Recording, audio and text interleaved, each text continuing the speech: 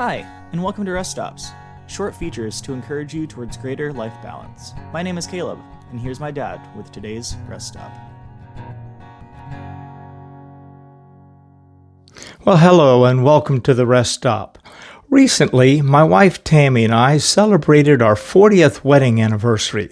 We spent several days in Asheville, North Carolina, and it was a relaxing and a restful time. During our trip, we visited and toured the Biltmore estate. Now, we've lived in North Carolina for 20 years and had never visited this historic house. The Biltmore estate, with the operative word being more, was built over a period of 6 years. Finished in 1895 at a cost of $5 million, the equivalent of about $180 million today. The Biltmore House is a massive 135,000 square foot mansion and features 65 fireplaces, 35 bedrooms, 43 bathrooms, an indoor pool, and a 2-lane bowling alley. 43 bathrooms? Mind you, bathrooms in home and indoor plumbing was not a common thing until the 1930s. That's over 30 years after the Biltmore House was completed. It was the chateau and summer house of George Vanderbilt, a multi-millionaire built to impress and entertain other millionaires. And while it is an impressive house that took over 1,000 laborers to complete, including the construction of a 3-mile railroad spur just to bring all the needed materials, the question is, why? Why such opulence? George Vanderbilt was a bachelor when he moved in. He got married in Europe, returned with his new bride, and shortly afterwards they had one child, a daughter. 3 people living in a 135,000 square foot house. That's 45,000 square feet per person. Now, for a little perspective, a football field, not including the end zones, measures 48,000 square feet. While we working-class folks may find it easy to judge George Vanderbilt for his over-the-top house, let's not kid ourselves and think we don't have the same mindset in many ways in our lives. This is not about the lifestyles of the haves and the have-nots. Here are a couple of facts about houses and households in 2023. American single-family homes are 20% larger than they were in 1990, but households are the smallest they've been in 8 decades.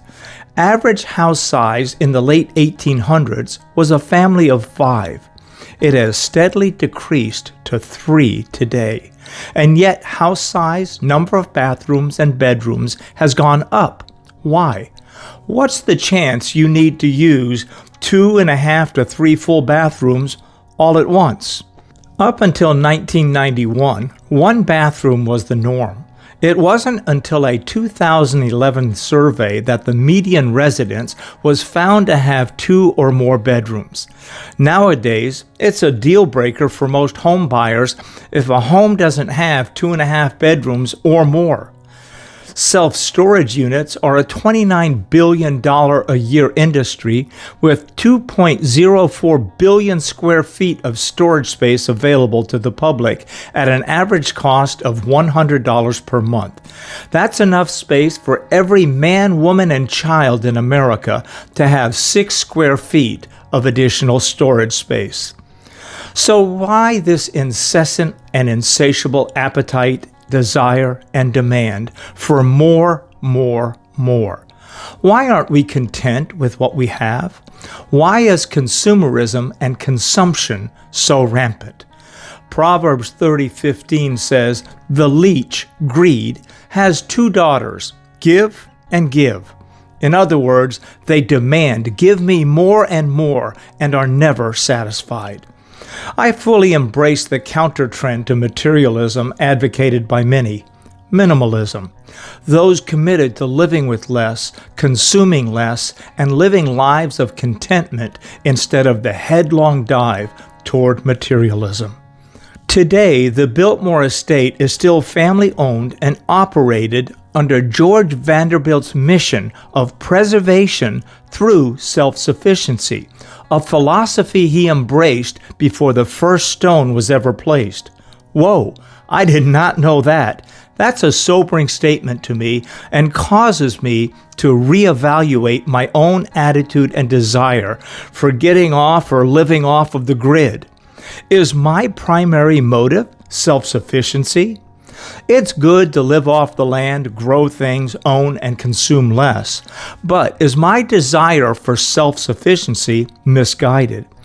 We are first and foremost of all to be dependent upon God for everything, and to have an interdependency on one another, not to live in self-sufficiency or isolation.